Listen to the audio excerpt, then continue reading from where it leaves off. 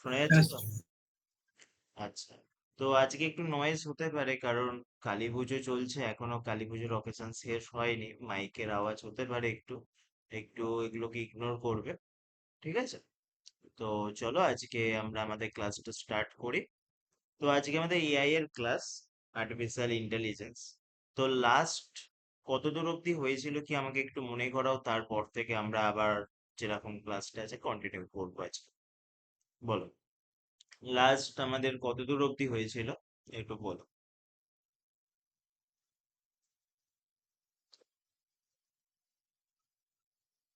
Sir machine learning আর deep learning এর পার্থক্য। এটা দিয়েই আমরা এন্ড হয়েছিল, তাই তো? এখানেই শেষ হয়েছিল, মেশিন হ্যাঁ learning sir. And deep learning difference দিয়ে। আচ্ছা, ঠিক আছে, চলো আমি স্ক্রিনটা শেয়ার করছি। তোমরা দেখতে পাচ্ছ কি? আমাকে রেসপন্স করো। দেখা যাচ্ছে তো স্ক্রিনটা? হ্যাঁ স্যার। ওকে। তো লাস্ট আমাদের ক্লাসে কন্টিনিউ হয়েছিল machine learning and deep learning এর ডিফারেন্স দিয়ে। এরপর আমরা কিছু কনসেপ্ট দেখবো, নতুন কিছু কনসেপ্ট আসবে, পুরাতন কিছু কনসেপ্ট আছে সেগুলোর উপর রিভাইজ করবো এবার।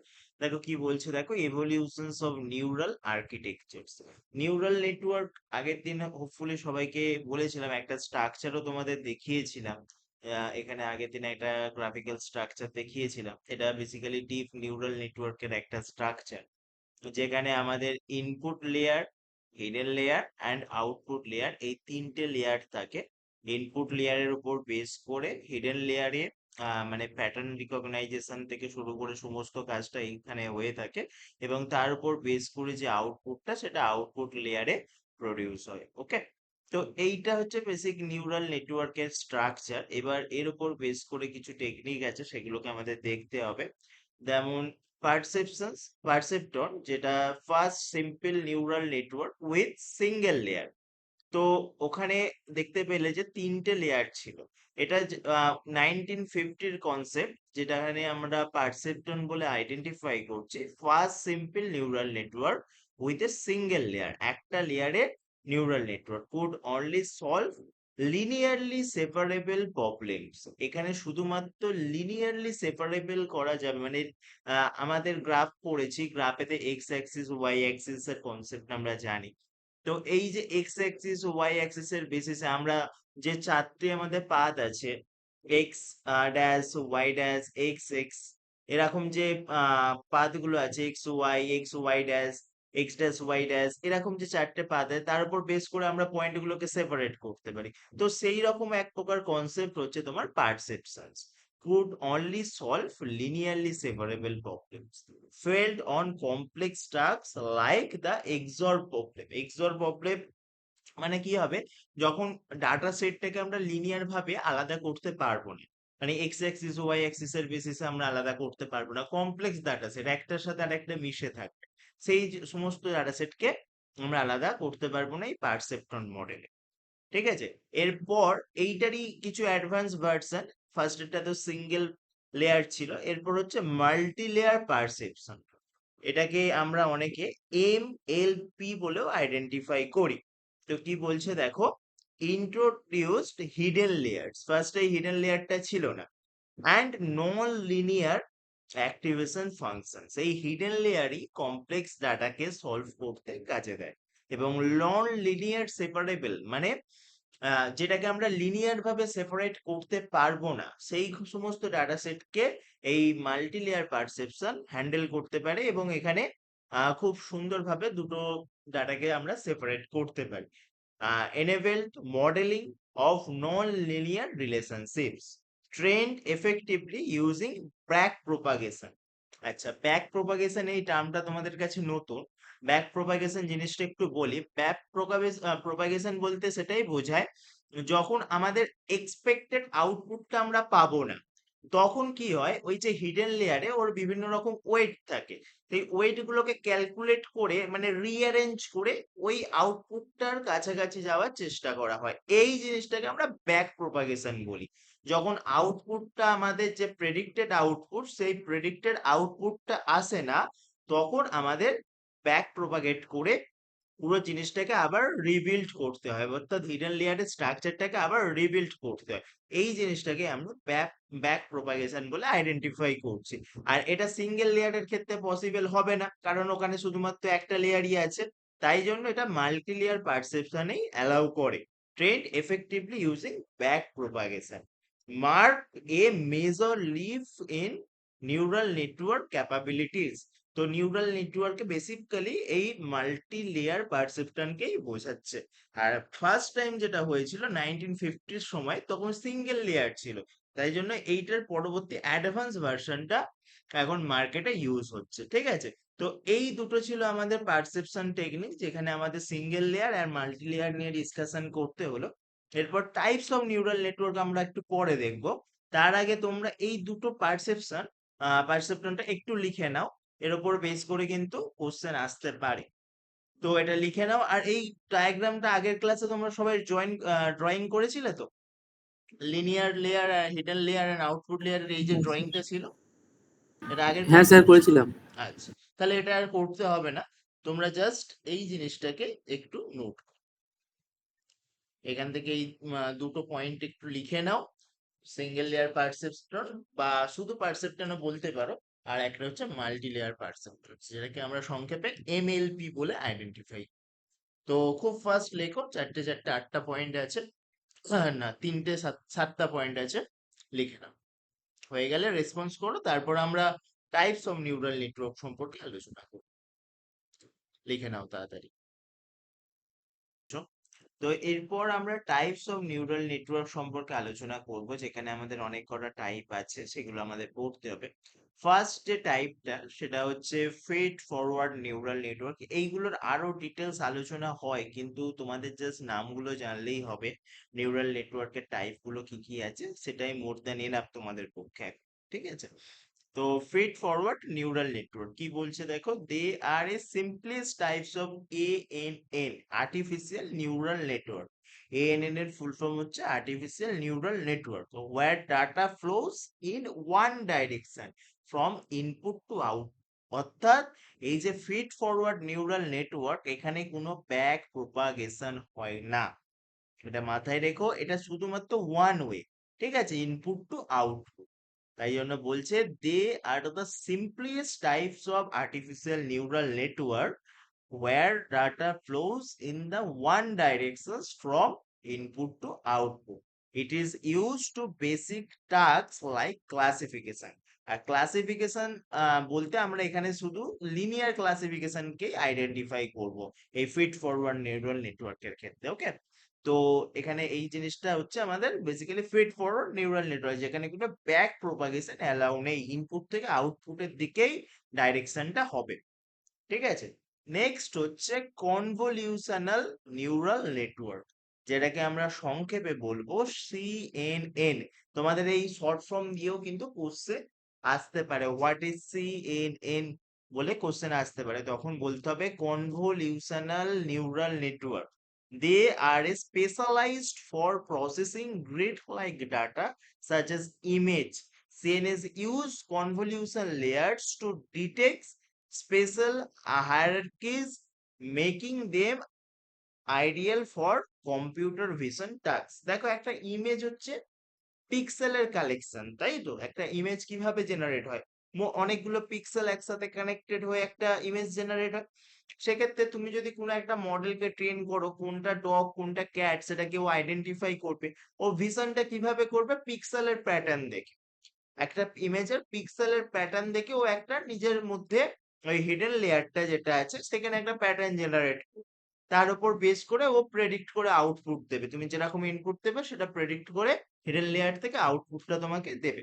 তো এই ধরনের যে মডেল সেইটাকে আমরা বলবো কনভলিউশনাল নিউরাল নেটওয়ার্ক, যেখানে কি হচ্ছে they are specialised for processing grid like data, অর্থাৎ এগুলো বেসিক্যালি ইমেজ প্রসেসিং এর ক্ষেত্রে ইউজ হয়। আর ইমেজ প্রসেসিং এই যে আর্টিফিশিয়াল নিউরাল নেটওয়ার্ক খুব একটা ভাইটাল পয়েন্ট, কারণ ইমেজ প্রসেসিং এর মাধ্যমেই মোট অনেক কিছু আমরা করতে পারি, ঠিক আছে।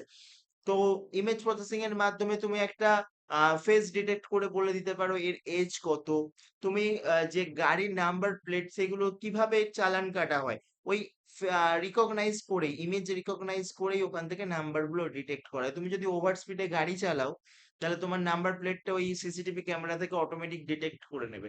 ডিটেক্ট করে তোমার ফোনে এসএমএস চলে আসবে, তোমার নামে চালান হয়ে যাবে।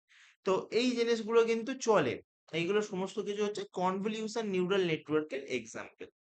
ওকে, তারপরে 3 নম্বরে যেটা আসছে সেটা হচ্ছে রিকারেন্ট নিউরাল নেটওয়ার্ক, যেটাকে আমরা সংক্ষেপে বলবো RNN. They are able to processing sequential data such as time series and neural language.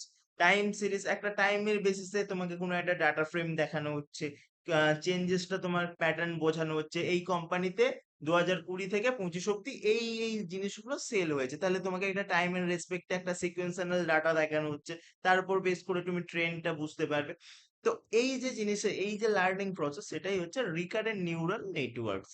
RNNs have loops to retain information over time, enabling applications like language modeling and speech recognition. এটা speech রিকগনাইজেশনের ক্ষেত্রেও use হয়। তুমি একটা মডেলের সাথে তোমার যে টোনে তুমি কথা বলো সেইটাকেও রিকগনাইজ করছে, এবং সেটার উপর বেস করে ওই রিকারেন্ট নিউরাল নেটওয়ার্ক লার্নিং হচ্ছে। যে আমাদের গুগলের যে ভয়েস অ্যাসিস্ট্যান্ট বা সিরি যেটা আছে, বা তোমার ম্যাকের, তো সেগুলো সমস্ত কিছুই কিন্তু এই টেকনিকেই লার্ন করে, রিকারেন্ট নিউরাল নেটওয়ার্কস। ঠিক আছে, স্পিচ রিকগনাইজেশনের ক্ষেত্রে এগুলো খুব হেল্প করে। তুমি যদি কোনোদিন কেউ আইফোন ইউজ করে থাকো, জানবে ওকে যদি যা ইনফরমেশন দেবে সেটাই ও পারফর্ম করবে। আর ওর ভয়েস টোনটা তোমার ভয়েস টোনের সাথে ম্যাচ করতে হবে, তবেই কিন্তু ও আনলক করবে, এবং তুমি যদি কাউকে কল করতে বলো ও কলও করে দেবে। ঠিক আছে, তো ওটা গুগলের ক্ষেত্রেও হয়, কিন্তু গুগলের ক্ষেত্রে অতটা স্মুথলি হয় না। ঠিক আছে, অনেকটা তোমাকে কাটখট পোড়াতে হয়, কিন্তু ম্যাকের ক্ষেত্রে এগুলো খুব স্মুথলি হয়। ঠিক আছে, আহ এটা ছিল তোমার RNN over the time. Variants like LSTMs, GRUS, address processing, gradient issues, তো এগুলো বিভিন্ন রকম মডেলের টেকনিক।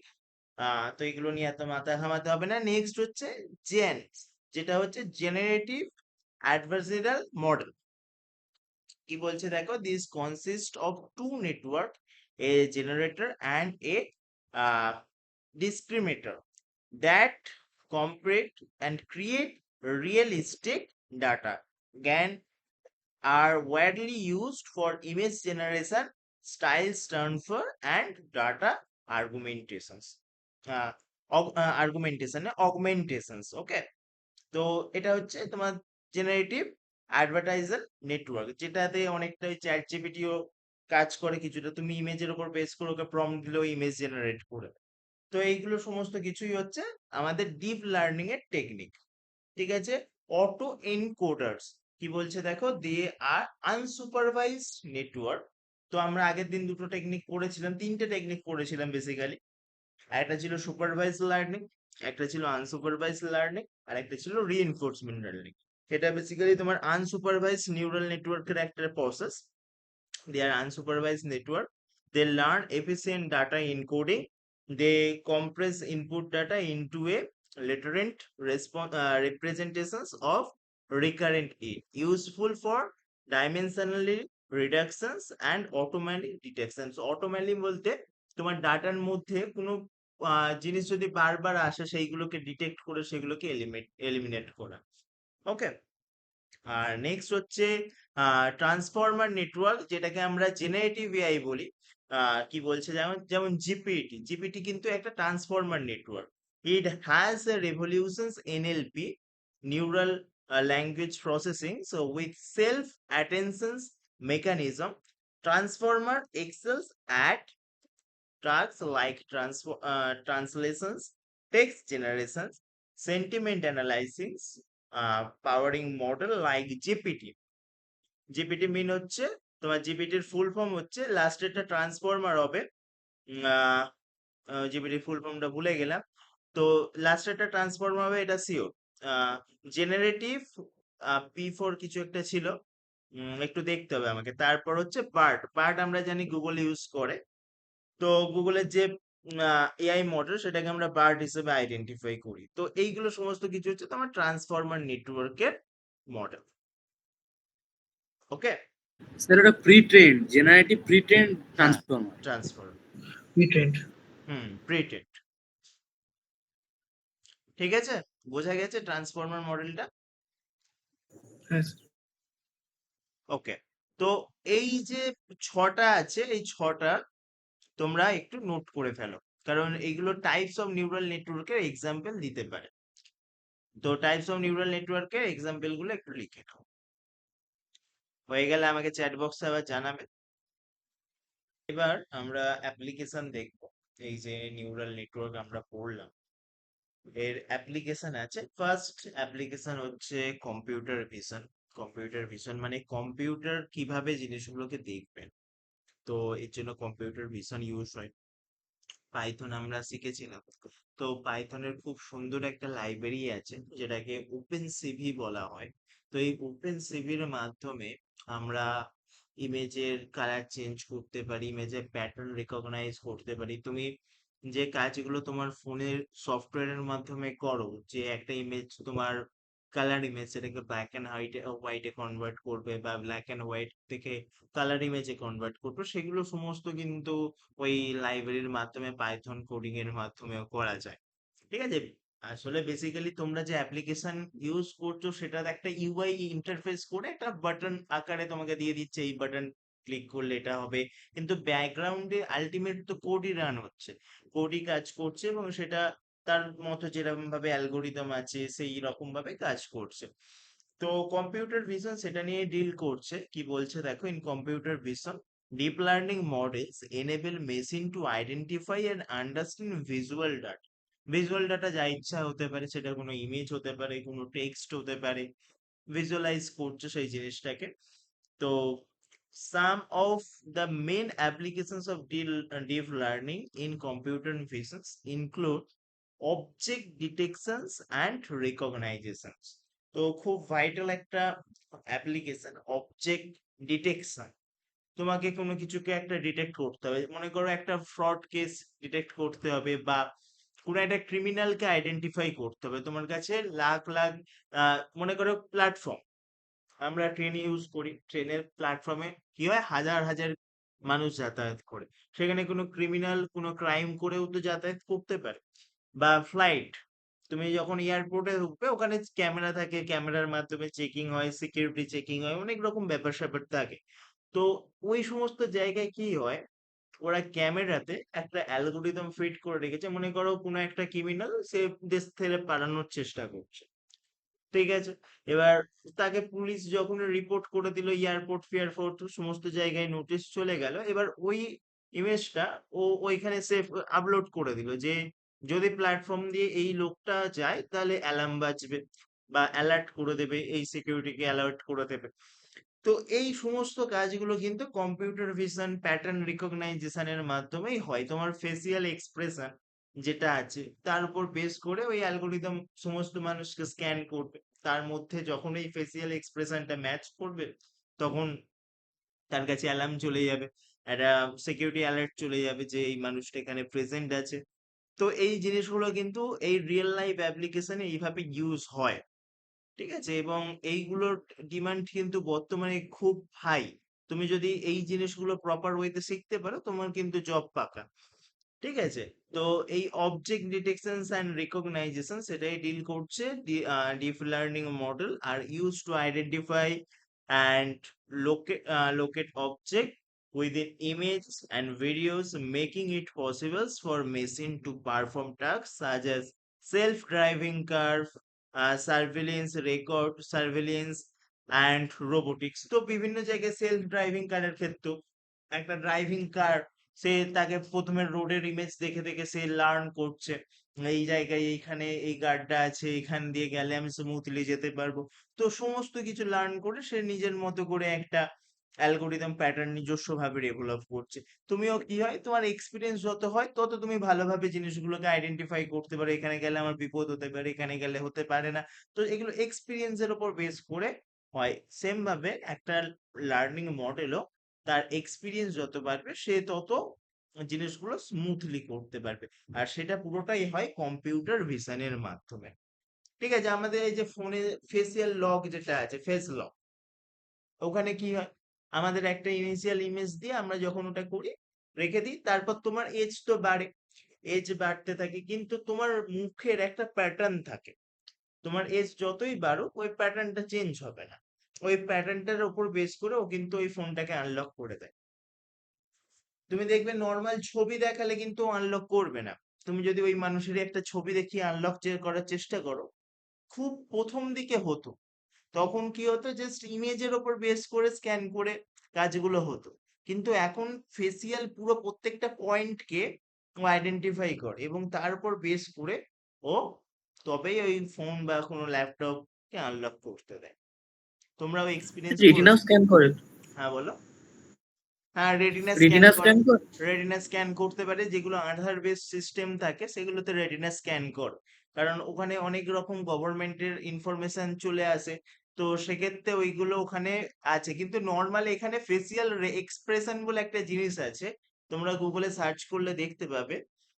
আমি দেখিয়ে দিই।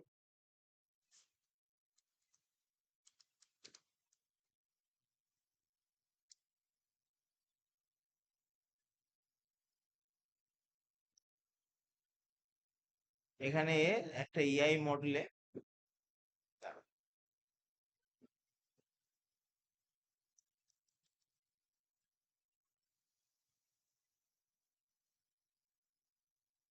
এই দেখো, এই যে একটা নাকে চোখে এরকম একটা এক্সপ্রেশন থাকে প্রত্যেকটা মানুষের, ঠিক আছে? তো এই যে জিনিসটা, এটাই হচ্ছে ফেসিয়াল এক্সপ্রেশন। এর উপর বেস করেই ও ওই রকম ভাবে ডাটাটা স্টোর করে রাখে। এই ফেসিয়াল এক্সপ্রেশনের উপর বেস করেই কিন্তু এই দেখো, এইটা দেখো, ফেসিয়াল এক্সপ্রেশন প্রত্যেকটা পয়েন্টকে আইডেন্টিফাই করে একটা ফেসিয়াল এক্সপ্রেশন তৈরি করা হয়েছে। তো এই ফেসিয়াল এক্সপ্রেশনের উপর বেস করেই কিন্তু ওই মডেলগুলো লার্ন করে এবং তার উপর বেস করে ও আনলক করতে দেয়। তুমি যত দেখবে তোমার ওই যে ইনিশিয়ালি ফোনে কেনার সময় একটা ছবি দিয়ে তুমি ফেস লক তৈরি করেছো, বারবার তোমার এজ যতই বাড়ুক, তুমি দাড়ি রেখেছো, গোঁফ রেখেছো, তোমার বড় বড় চুল রেখেছো, তারপরেও কিন্তু ফোন আনলক হয়েছে, ঠিক আছে? তো এই জিনিসগুলো কিন্তু পুরোটাই ফেসিয়াল এক্সপ্রেশনের ওপর কাজ করে, বুঝতে পেরেছো? তো এগুলো পুরোটা কম্পিউটার ভিশনের আন্ডারে। ইমেজ ক্লাসিফিকেশন, এটাও একটা ডিপ লার্নিং এর part. Deep learning model can be use to classify image into categories such as animals, plants and buildings। তো এইভাবে ক্লাসিফাই করতে পারে কোনটা কোন ক্যাটাগরির আন্ডারে আসছে। এগুলো একদম basic application. This is use to application such as medical imaging. Medical imaging এ কি হয়, মনে করো কোনো একটা ডিজিজ, সেটা আদৌ আছে কিনা সেটা তোমাকে ইমেজের মাধ্যমে আইডেন্টিফাই করতে হবে। তো ওই যখন ওই স্ক্যান গুলো হয়, বিভিন্ন রকম স্ক্যান, সিটি স্ক্যান থেকে শুরু করে সমস্ত রকম যে স্ক্যান আছে, তো সেখানে ইমেজ রেকগনাইজেশন পদ্ধতির মাধ্যমে কিন্তু কাজগুলো হয়। তো মেডিকেলে এখানেও একটা হিউজ ভূমিকা রাখে হচ্ছে আমাদের এই computer vision, medical imaging, quality quality control and image retrieval. তো এই সমস্ত জায়গায় কম্পিউটার ভিশনের কাজ আছে। তো ইমেজ সেগমেন্টেশন এবার কি বলছে দেখো, deep learning models can be use for image segmentation into different regions, making it possible to identify specific features within images। তো একটা ইমেজের বিভিন্ন রকম প্যাটার্ন জেনারেট করে সেখান থেকে কোনো ইনফরমেশন, দেখবে অনেক সফটওয়্যার আছে যেটা এজ ডিটেক্ট করে দেয়। সেগুলো কিভাবে করে, তোমার ফেসের যে কন্ডিশন, দেখবে বয়সকালে কি হয়, চামড়া ক্রমশ ক্রমশ ঝুলতে থাকে, চুলের রং পাকতে থাকে। তো এই জিনিসগুলো ও মডেলও জানে, তো এর ওপর বেস করবো একটা প্রেডিকশন করে দিতে পারে তোমার বয়স এত থেকে এত রেঞ্জের মধ্যে, এত থেকে এত রেঞ্জের মধ্যে।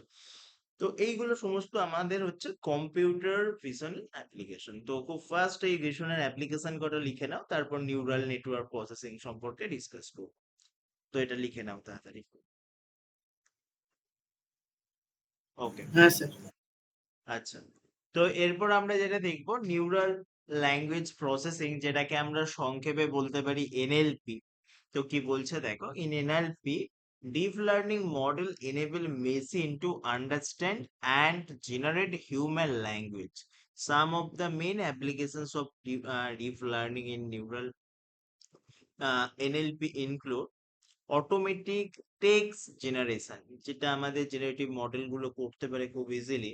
Deep learning model can learn and corpus of text and new text like summaries, essays, and can be automatically generated using this trained model. Next হচ্ছে language translation. Deep learning model can translate text from one language to another. দেখবে আমাদের যে Google translator আছে, সেখানে আমরা কি করতে পারি, তুমি যদি ইংলিশ থেকে বেঙ্গলি করতে চাও বা ইংলিশ থেকে হিন্দি করতে চাও, বেঙ্গলি থেকে হিন্দি করতে চাও, যা থেকেই যাতে কনভার্ট করতে চাও সেটা ইজিলি করতে পারো। তো তার পিছনেও কিন্তু এই ডিপ লার্নিং মডেল রান করছে। So deep learning model can translate text to one language to another, making it possible to communicate with people from different linguistic background. তুমি মনে করো বাইরের দেশে ঘুরতে গেছো, তো সেখানে গিয়ে তুমি তাদের ভাষা জানো না, তুমি তাদের ভাষার সাথে তোমার বাংলাটা ফিট করলে এবার তুমি যেটা বলবে সেটা তাদের ভাষাতে কনভার্ট হয়ে চলে যাবে, ঠিক আছে? এবার তারা যেটা বলবে, দেখবে ওখানে একটা কনভারসেশনের অপশন থাকে, তুমি ওটা অন করে দিলে তুমি যেটা বলছো সেটাকে তার ভাষায় শোনাবে, সে যেটা বলছে তোমাকে সেটা তোমার ভাষায় শোনাবে। তোমাকে এই ল্যাঙ্গুয়েজ দুটো আগে থেকে সিলেক্ট করতে হবে। হোপফুলি সবাই গুগল ট্রান্সলেট ইউজ করেছো। গুগল ট্রান্সলেট ইউজ করেছো তো তোমরা, না করোনি? হ্যাঁ স্যার করেছি। হ্যাঁ, গুগল ট্রান্সলেশনে ট্রান্সলেটে দেখবে ওরকম একটা অপশন থাকে, কনভারসেশন বলে একটা থাকে, যেখানে ক্লিক করলে তোমার উভয় পক্ষ যে ল্যাঙ্গুয়েজ যেটা সিলেক্ট করছো সেটাতে কনভার্ট হয়ে যায়। তো এটা খুবই ইজি এবং খুবই হেল্পফুল। তুমি যখন বাইরের দেশে ঘুরতে যাবে বা কোথাও যাচ্ছ যেখানে তাদের ল্যাঙ্গুয়েজটা তুমি জানো না, সেক্ষেত্রে কিন্তু তুমি গুগল ট্রান্সলেটর ইউজ করতে পারো এবং সেক্ষেত্রে এটা খুবই উপকার দেবে। কারণ তুমি তাদেরকে তোমার কথা বোঝাতে পারবে, তারা তোমার কথা বুঝতেও পারবে, ঠিক আছে? নেক্সট হচ্ছে সেন্টিমেন্ট অ্যানালাইসিস, এটা মার্কেটিং এর ক্ষেত্রে খুব হেল্প করে। Deep learning models can analyse the sentiment of praise of text, making it possible to determine whether the text is positive, negative, and neutral. Basically তোমরা দেখবে এটা বেসিক্যালি কাজ করে ওই ফিডব্যাক সিস্টেমে। ফিডব্যাক সিস্টেমে কি হয়, যে একটা প্রোডাক্টের ফিডব্যাক কিরকম আছে তার উপর বেস করে প্রোডাক্টের র্যাঙ্কিং ডিপেন্ড করে। এবার সেখানে যদি অনেক নেগেটিভ ওয়ার্ড ইউজ হয় তাহলে ওটা নেগেটিভ ফিডব্যাক, পজিটিভ ইউজ হলে পজিটিভ ফিডব্যাক, কোনো পজিটিভও নেই নেগেটিভও নেই তাহলে সেটা নিউট্রাল। তো এই যে জিনিসগুলো এগুলো হচ্ছে সেন্টিমেন্টাল অ্যানালাইসিস, এর উপর বেস করে কন্টেন্টেরও এরকম, তুমি যদি ভিডিও করো ইউটিউবের অ্যালগোরিদম বা যে কোনো প্ল্যাটফর্মেরই নিজস্ব অ্যালগোরিদম আছে, তার উপর বেস করে তারা এই রকম টেকনিক ডেভেলপ করেছে, যেখানে ফিডব্যাক, ওয়াচ টাইম এর উপর বেস করে কন্টেন্ট গুলোর ভিজিবিলিটি বাড়ানো হবে এবং তাতে ট্রাফিক সেই মতো দেওয়া হবে, ঠিক আছে? নেক্সট হচ্ছে স্পিচ রিকগনাইজেশন, অলরেডি তোমরা জানো। Deep learning model can recognise and transcribe spoken words, making it possible to perform tasks such as speech to text conversion। এটাও হয়, ট্রান্সলেটে কিছু বলবে সেটা স্পিচ টু টেক্সট হয়, বা তোমরা ইউটিউবে সার্চ বার বা গুগলে সার্চ বারে যখন ওই মাইকটার মাধ্যমে কোনো কিছু সার্চ করো, তখন সেক্ষেত্রে কিন্তু তোমার স্পিচটা টেক্সটে কনভার্ট হয়, দেখেছো হোপফুলি। বা ভয়েস, যে কিবোর্ড আছে কিবোর্ডেও ভয়েস দিয়ে টাইপ করার অপশন থাকে, ওটা ক্লিক করে তুমি যদি কিছু বলো সেটা টেক্সটে কনভার্ট হয়ে যায়। Space search and voice control device, তো এইগুলো হচ্ছে আমার বেসিক্যালি নিউরাল ল্যাঙ্গুয়েজ প্রসেসিং এনএলপির এক্সাম্পলের হচ্ছে অ্যাপ্লিকেশন, ঠিক আছে? তো এই করা পয়েন্ট একটু নোট করো, হয়ে গেলে আমরা লাস্ট আমাদের রিইনফোর্সমেন্ট লার্নিং সেটা দেখে আজকে ক্লাস সেন্ড করবো। করে নাও তাড়াতাড়ি। এই যে ট্রাই অ্যান্ড এররের মাধ্যমে শেখে, তো এখানে কি কি আছে দেখো, অ্যাপ্লিকেশন কি বলছে।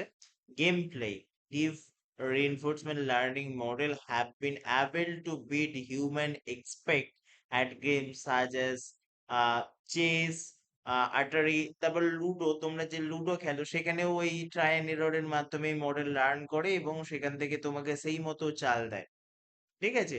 যে এখন দেখবে যে আহ, ওই কম্পিউটারের সাথেও খেলা যায়, চেস খেলা যায়, লুডো খেলা যায়। তো এইগুলো সমস্ত কিছু এই রিইনফোর্সমেন্ট লার্নিং টেকনিকেরই এক্সাম্পল। নেক্সট হচ্ছে রোবোটিক্স, রোবোটিক্সে তো একটা মডেল ট্রাই অ্যান্ড এররের মাধ্যমেই পুরোটা শেখে।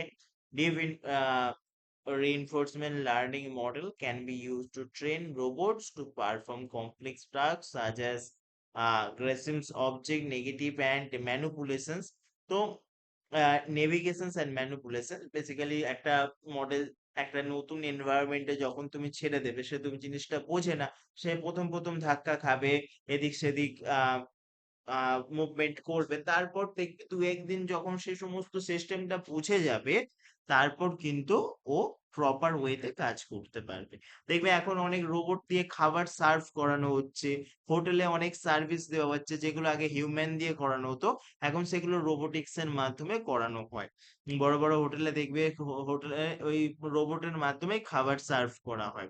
ঠিক আছে, নেক্সট হচ্ছে control system. Deep reinforcement learning model can be use to control complex systems such as power grids, traffic management, and supply chain optimization. তো এইটা ছিল আমাদের রিইনফোর্সমেন্ট লার্নিং এর অ্যাপ্লিকেশন। তো এই তিনটে অ্যাপ্লিকেশন একটু লিখে নাও, তারপর আমরা এর অ্যাডভান্টেজ আর ডিসঅ্যাডভান্টেজ দেখে কমপ্লিট করব। তো রিইনফোর্সমেন্টের এটা লিখে নাও, অ্যাপ্লিকেশন গুলো তাড়াতাড়ি কমপ্লিট করো। সহায়ক, হ্যাঁ স্যার। ওকে। এবার অ্যাডভান্টেজ এন্ড ডিসঅ্যাডভান্টেজটা দেখে নাও। ডিপ লার্নিং এর অ্যাডভান্টেজ কি বলছে দেখো, high accuracy. Deep learning algorithm can achieve state to the art performance in various tasks such as image recognitions, neural language processing. Next হচ্ছে automated features engineering. Deep learning algorithms can automatically discover and learn relevant features from data without the need of human features engineering, যেটা আমাদের machine learning এ use হতো, একটা হিউম্যানের involvement প্রয়োজন হতো, কিন্তু deep learning সেইটা থেকে অনেকটাই বেরিয়ে এসছে এবং সে নিজস্ব ভাবে লার্ন করে পুরো জিনিসটা নিজের মতো করে আইডেন্টিফাই করে। এরপর হচ্ছে scalability. Deep learning models can scale to handle large and complex data set and can learn for massive accounts of data. Flexibility. Deep learning model can be applied to wide range tasks and can handle various types of data such as image, text, and speech. তো এগুলো নিয়ে আমরা already দেখলাম deep learning কাজ করে। Disadvantage কি আছে, data availability. It requires large amount of data to learn from. অবশ্যই একটা মডেল যখন লার্ন করছে তাকে একটা হিউজ ডাটা সেট দিতেই হবে, নাহলে তো সে প্যাটার্ন জেনারেট করতে পারবে না। তো তাই জন্য এখানে একটা হিউজ ডাটা সেটের প্রয়োজন পড়ে। For using deep learning it is a big concern two gather as much data for training. তো এখানে ডাটা দিতেই হবে, নাহলেও প্যাটার্নই জেনারেট করতে পারে। নেক্সট হচ্ছে computations resources for training the deep learning model. It is computationally expensive. অবশ্যই একটা মডেলকে train করতে গেলে অনেক জিপিইউ লাগবে, because it requires specified hardware like GPU, TPU. GPU এর উপরে হচ্ছে TPU। ঠিক আছে, নেক্সট হচ্ছে interpretability. Deep learning models are complex. It works like a black box. Black box জিনিসটা তোমরা এখন জানো না, এটা সফটওয়্যার ইঞ্জিনিয়ারিং এর একটা টার্ম। ব্ল্যাক বক্স মানে তুমি ভেতরে মডেলের কি আছে সেটা জানো না, শুধু এটা জানো মডেল কি করে, মডেলটা কিভাবে করে সেটা তুমি জানো, কি করে সেটা জানো। ঠিক আছে, এটাকে বলা হচ্ছে black box techniques. It is a very difficult to interpret the result. Next হচ্ছে ওভারফিটিং। এটাও বেসিক্যালি সফটওয়্যার মেশিন লার্নিং এর একটা টেকনিক। ওভারফিটিং, যখন একটা মডেল ট্রেন হবে ঠিক কিন্তু আউটপুট প্রডিউস ভুলভাবে করবে, সেটাকে আমরা ওভারফিটিং বলি।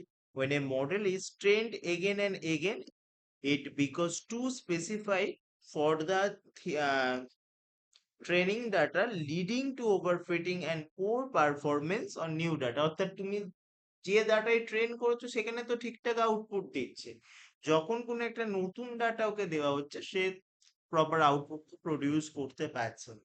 তো এই প্রবলেমটাকে আমরা বলি ওভারফিটিং প্রবলেম। অর্থাৎ ট্রেনিং এর সময় তুমি যে ডাটাগুলো ট্রেন করিয়েছো সেগুলোতে আউটপুট ঠিক দিলেও নতুন ডাটার ক্ষেত্রে ভুল আউটপুট প্রডিউস করছে। তো সেইটা হচ্ছে ওভারফিটিং প্রবলেম। তো এই ছিল আমাদের advantage and disadvantage machine learning এ। তো ফার্স্ট নোট করো, হয়ে গেলে বলো, লিখে নাও। এর উপরে কিছুই নেই, অ্যাডভান্টেজ বলে হেডিং করে এটা লেখো, আর ডিসঅ্যাডভান্টেজ বলে হেডিং করে এটা লিখো। হয়ে গেলে রেসপন্স করো।